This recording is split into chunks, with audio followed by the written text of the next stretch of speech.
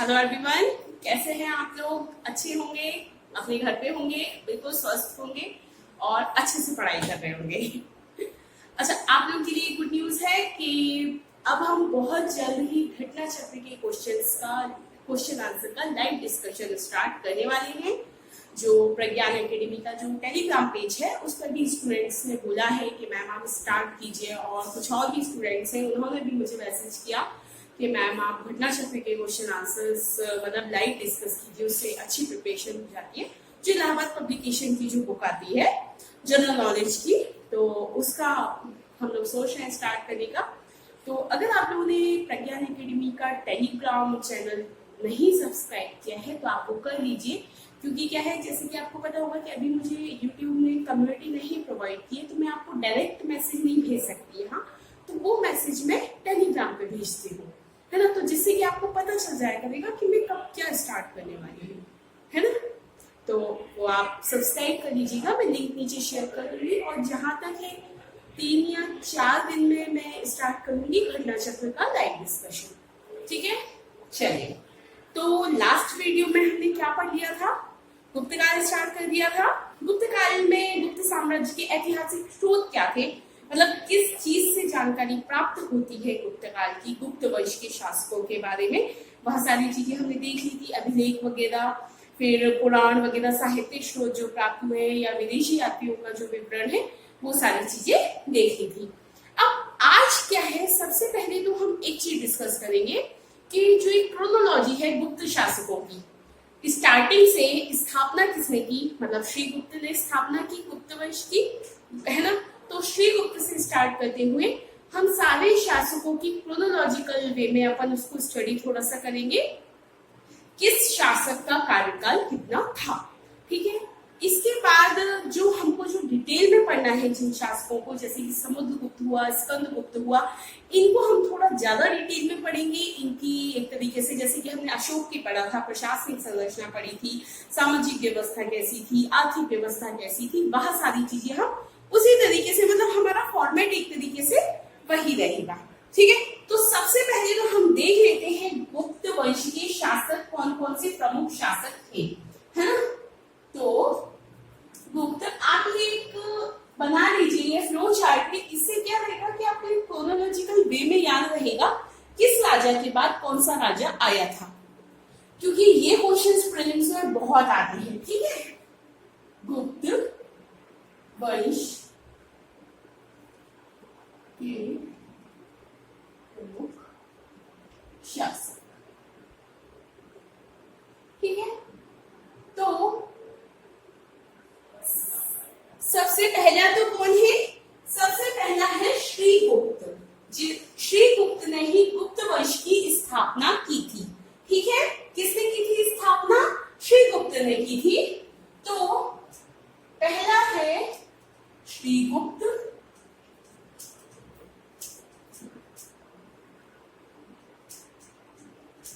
साथ में ही है, ये वैसा वाला फ्री नहीं है ना। श्रीगुप्त, इसका जो शासन काल है वह है 240 से, ठीक है, 280 ईस्वी, ठीक है। तो श्रीगुप्त जो है वह संस्थापक है गुप्त वंश का, और इसका जो समय है, कालिक मतलब शासन काल है, वह क्या है 240 ईस्वी से 280 ईस्वी तक, ठीक है। इसके बाद इसके बारे में थोड़ा सा इंपॉर्टेंट जो चीज है वो देख लीजिए कि इसको पूना ताम्र पत्राभिलेख में लिख लीजिए थोड़ा सा ब्रैकेट में, क्योंकि इसको हम फिर डिटेल में नहीं पढ़ेंगे, इसलिए यहीं पे इसके बारे में एक दो चीजें हम देख लेते हैं, है ना। इसको प्रभावती गुप्ता के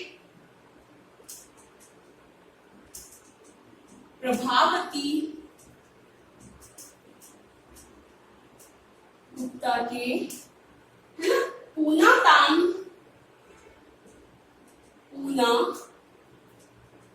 ताम्र पत्राभिलेख, याद रखना है ये आपको, ठीक है। किसमें? प्रभावती गुप्ता की पूना ताम्र पत्राभिलेख में क्या कहा गया है? इसको आदिराज कहा गया है। इन आदिराज। ठीक है, तो ये क्वेश्चन है एक प्रीलिम्स का कि किस गुप्त शासक को आदिराज के नाम से संबोधित किया गया है ना। तो श्रीगुप्त को किया गया है आदिराज, ठीक है। और किसमें किया गया है? प्रभावती गुप्ता के पूना ताम्र पत्राभिलेख में। तो श्रीगुप्त के बारे में क्या क्या चीज इंपॉर्टेंट अपन को पता चल गई। अभी ही अपन बिल्कुल दिमाग में बिठा लेते हैं कि श्रीगुप्त जो था वह गुप्त वंश का संस्थापक था, ठीक है। गुप्त वंश की स्थापना किसने की? श्रीगुप्त ने की, श्रीगुप्त ने की। इसका जो कार्यकाल है वो क्या है? मतलब शासन काल है, ठीक है। यहाँ पर हम डेट ऑफ बर्थ से उसका मतलब डेथ वाली ईयर नहीं लिखते हैं, ये हम उसका शासन काल लिख रहे हैं, क्योंकि कोई भी शासक है उसके बारे में इंपॉर्टेंट तो यही है कि उसने कितने समय तक राज किया, ठीक है। तो इसने कितने समय तक शासन किया? 240 ईस्वी से 280 ईस्वी तक, मतलब 40 साल लगभग बोल सकते हैं। तो और उसके बाद फिर तीसरी क्या इंपॉर्टेंट बात हो गई कि इसको क्या कहा गया है? आदिराज। आदिराज की एक तरीके से उपाधि बोल सकते हैं, उससे संबोधित किया गया है, उस नाम से संबोधित किया गया है।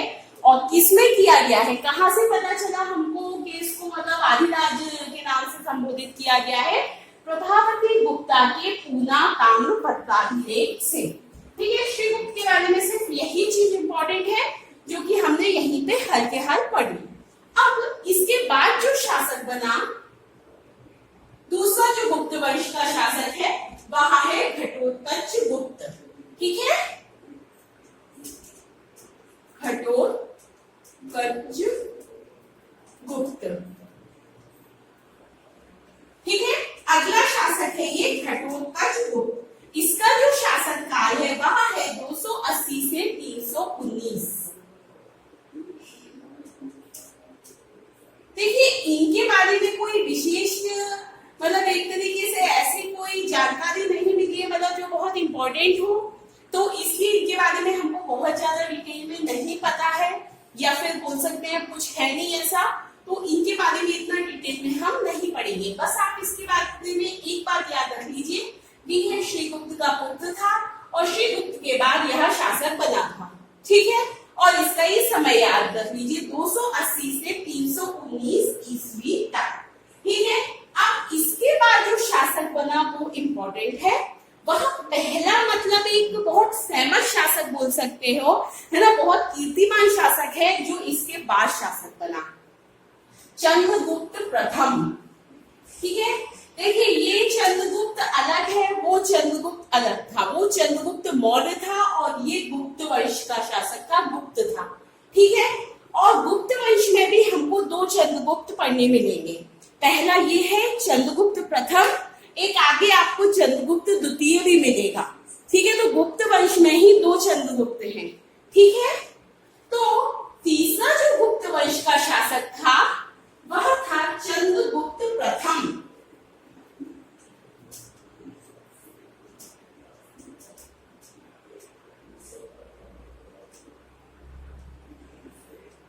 ठीक है। चंद्रगुप्त प्रथम, इसका जो समय है वह है 319 ईस्वी से, ठीक है, दिखाई दे रहा है आपको यहाँ पे 319 ईस्वी से 334 ईस्वी तक, ठीक है। तो तीसरा कौन सा है? चंद्रगुप्त प्रथम, ठीक है। यह जो था गुप्त वंश का प्रथम, ठीक है, चंद्रगुप्त प्रथम गुप्त वंश का पहला प्रसिद्ध राजा था। गुप्त वंश का पहला, प्रथम भी लिख सकते हैं, प्रसिद्ध राजा था, प्रसिद्ध राजा था, ठीक है। तो यह क्या था? गुप्त वंश का पहला प्रसिद्ध राजा था। अब इसने क्या किया?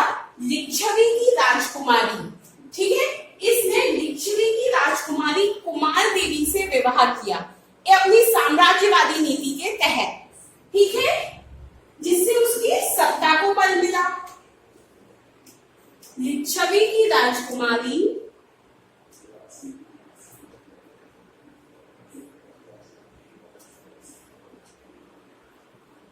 राज, ठीक है, लिच्छवी की राजकुमारी कुमार देवी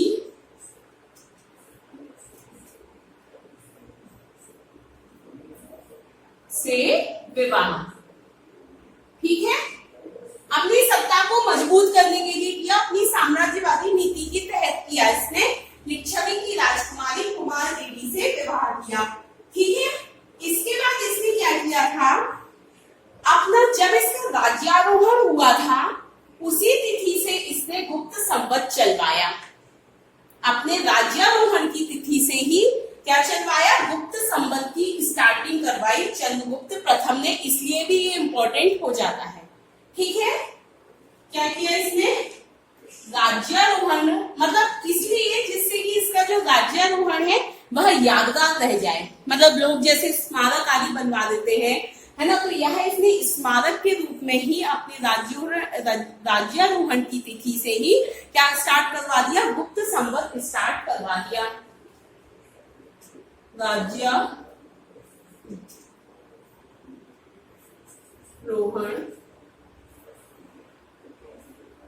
है ना, समझ में आया आपको, राज्यारोहण की स्मारक के रूप में लिख लीजिए आप यहाँ पर कि स्मारक के रूप में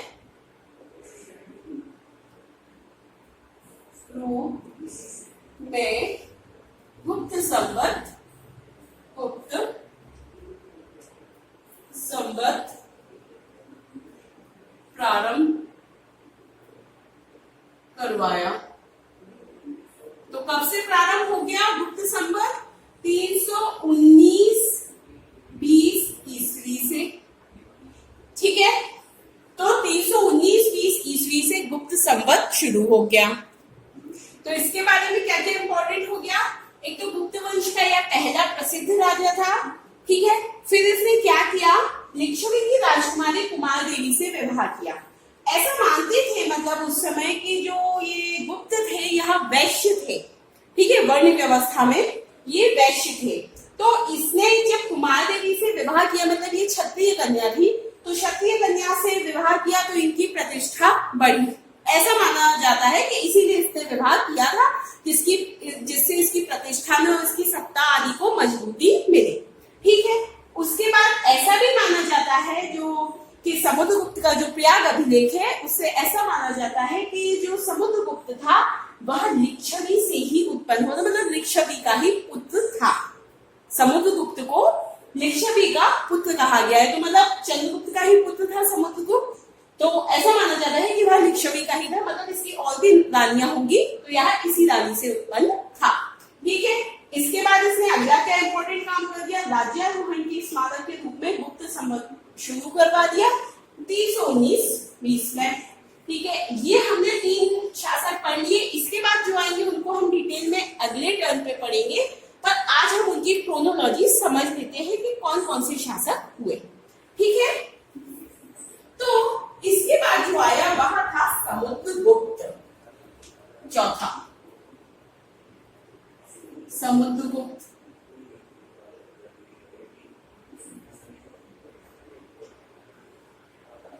ठीक है।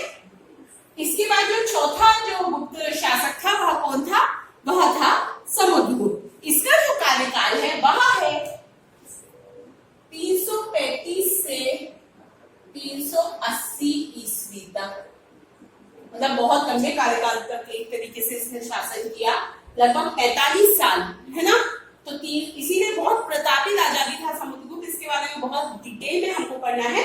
तो 335 से 380 ईस्वी तक इसने शासन किया समुद्रगुप्त ने, ठीक है। अब जो समुद्रगुप्त के बाद जो अगला शासक आया वह आया रामगुप्त, वो मतलब थोड़ा सा कमजोर शासक था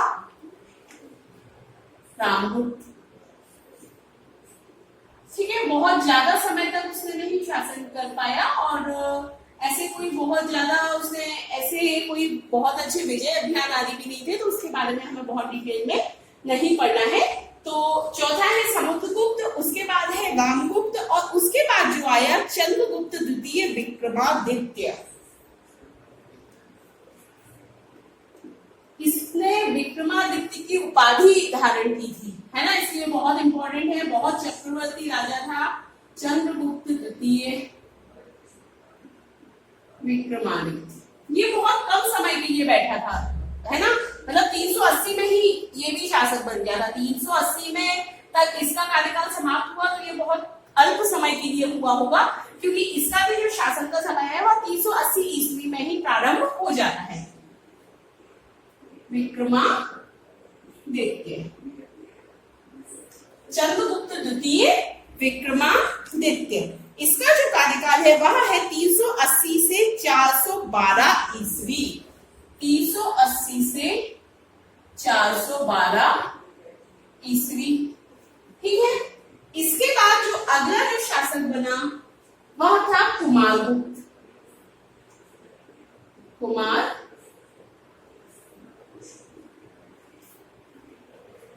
समझ में आ रहा है आपको? चंद्रगुप्त के बाद जो शासक बना वह था, सॉरी ये हमको मतलब एक ही लाइन में लिखना रहेगा, है ना, ये अलग अलग नहीं है ना। तो क्या है? कुमारगुप्त। इसका जो समय है वह है 415 से 455 ईस्वी।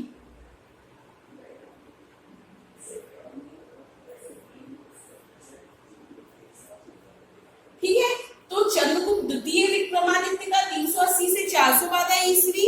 इसके बाद बन गया कुमारगुप्त प्रथम, ये प्रथम है ना, फर्स्ट, ठीक है, कुमारगुप्त प्रथम। इसके बाद बना स्कंदगुप्त शासक, ये भी बहुत प्रतापी राजा था स्कंदगुप्त। स्कंदगुप्त क्यों इंपॉर्टेंट था? जब घोड़ों का आक्रमण हुआ था उस समय कौन शासक था? स्कंदगुप्त ही शासक था, इसलिए ये बहुत ज्यादा इंपॉर्टेंट हो जाता है। ठीक है, इसकी जो है 455 से 467 ईस्वी। ठीक है, बहुत कम समय इसने शासन किया, लेकिन उसमें भी इतना बढ़िया शासन किया एक तरीके से, इसलिए बहुत प्रतापी राजा माना जाता है। ठीक है, इसकी जो हुड़ों द्वारा जो आक्रमण हुआ था उसकी जानकारी किससे प्राप्त होती है? स्कंदगुप्त के ही भीतरी अभिलेख से प्राप्त होती है। ठीक है, स्कंदगुप्त के ही भीतरी अभिलेख से हुड़ों के आक्रमण की जानकारी प्राप्त होती है। ठीक है, इसके बाद जो आखिरी जो शासक बना था, मतलब जिसका उल्लेख है, जो आखिरी जो गुप्त वंश का शासक था वह था विष्णुगुप्त। देखिए, बीच में हो सकता है एक आध शासक मिस हो, मतलब उनके बारे में बहुत ज्यादा जानकारी नहीं मिली हो, इसलिए। ठीक है, तो विष्णुगुप्त अंतिम शासक था। ये इसलिए लिख लिया क्योंकि प्रथम और अंतिम हमेशा याद होनी चाहिए कि प्रथम शासक कौन था किसी भी वंश का और अंतिम शासक कौन था। ठीक है, तो यहां से देखिए, फिर से एक बार हम देख लेते हैं। श्रीगुप्त पहला शासक था, स्थापक था गुप्त वंश का। ठीक है, 240 ईस्वी से 280 ईस्वी तक इसने शासन किया। इसके बाद प्रभावती गुप्ता के पुनः ताम्र पत्राभिलेख से क्या पता चलता है कि इसने आदिराज की उपाधि धारण की थी, या इसको आदिराज कहा जाता है। इसके बाद इसका पुत्र बना राजा घटोत्कच गुप्त। ठीक है, उसके बाद घटोत्कच गुप्त का पुत्र बना चंद्रगुप्त प्रथम, प्रतापी राजा हुआ, ये पहला प्रसिद्ध राजा था। लिच्छवी की राजकुमारी कुमार देवी से विवाह किया, जिससे सत्ता को मजबूती मिले और खुद की भी मतलब एक तरीके से सम्मान आदि में वृद्धि हो। ठीक है, इसके बाद राज्यानुगुण के स्मारक के रूप में इसने क्या स्टार्ट करवा दिया? गुप्त संवत प्रारंभ करवा दिया। समुद्रगुप्त 335 से 380 ईस्वी, थोड़े से समय के लिए रामगुप्त भी राजा बना, लेकिन बहुत ज्यादा प्रतापी राजा ये नहीं था। फिर चंद्रगुप्त द्वितीय राजा बन गया, विक्रमादित्य की उपाधि धारण की उसने 380 से 412 ईस्वी। फिर कुमारगुप्त प्रथम 415 से 455 ईस्वी, स्कंदगुप्त 455 से 467 ईस्वी, अंतिम गुप्त शासक था विष्णुगुप्त। ठीक है, ये तो हमने देख लिया। अगले टर्न में समुद्रगुप्त पढ़ेंगे, थोड़ा डिटेल में पढ़ेंगे। ओके, और टेलीग्राम चैनल को आप सब्सक्राइब कर लीजिएगा, क्योंकि उसी में आपको इन्फॉर्मेशन मिल जाएगी कि घटना क्षेत्र का लाइव डिस्कशन कब से स्टार्ट हो रहा है।